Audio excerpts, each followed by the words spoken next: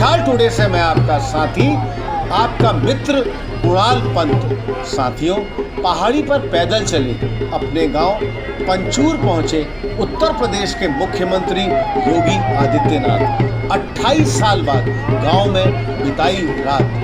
उत्तर प्रदेश के मुख्यमंत्री योगी आदित्यनाथ ने 5 साल बाद अपनी मां से मुलाकात की।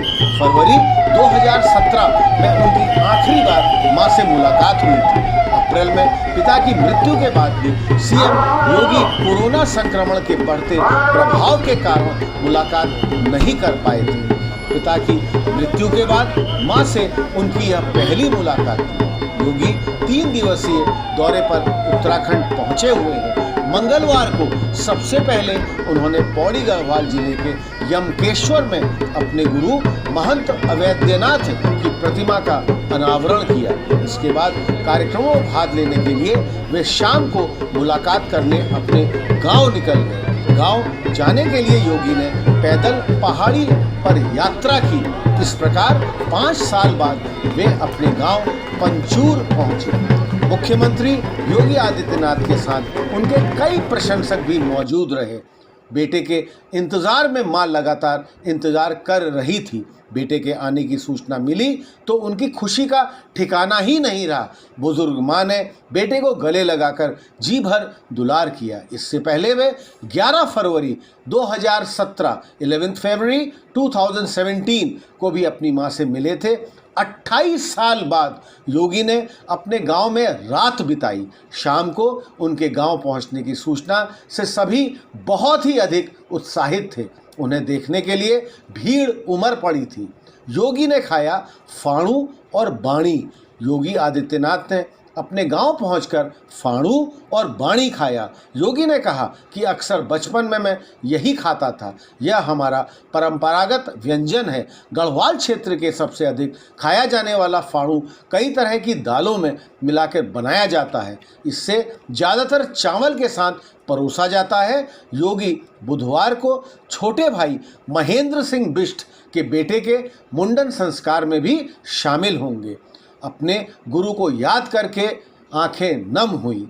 सीएम योगी आदित्यनाथ इससे पहले यमकेश्वर में महंत अवैद्यनाथ की प्रतिमा अनावरण कार्यक्रम में पहुंचे थे।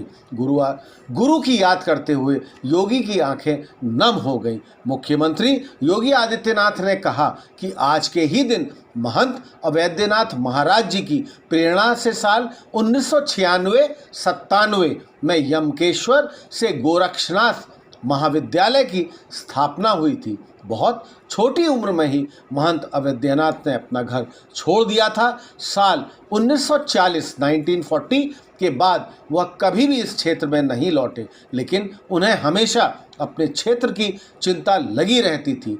मुख्यमंत्री योगी ने अपने संबोधन में कहा कि आज से 4 धाम यात्रा भी शुरू हो रही है। मैं जल्दी ही आ सकता था, लेकिन 1 बजे तक सीएम आवास में था, इसलिए मैं रहा ताकि ईद और अक्षय तृतीया में माहौल खराब ना हो। मुख्यमंत्री योगी आदित्यनाथ ने यह भी कहा कि उत्तर प्रदेश में कानून व्यवस्था की स्थिति की भी बहुत चर्चा होती रहती है। उन्होंने कहा कि प्रदेश में कहीं इस बार सड़क पर नमाज नहीं पढ़ी गई। सरकार ने शोरगुल करने वाले करीब 1 लाख लाउडस्पीकर हटाए हैं ताकि बच्चे आराम से पढ़ाई कर सकें। अनावरण कार्यक्रम में मुख्यमंत्री पुष्कर सिंह धामी ने कहा कि महंत अवैद्यनाथ ने हिंदू धर्म रक्षा और समाज के वंचित तबके को मुख्य धारा में लाने के लिए अभूतपूर्व कार्य किए हैं। राम जन्मभूमि आंदोलन के भी वो अगुवा रहे।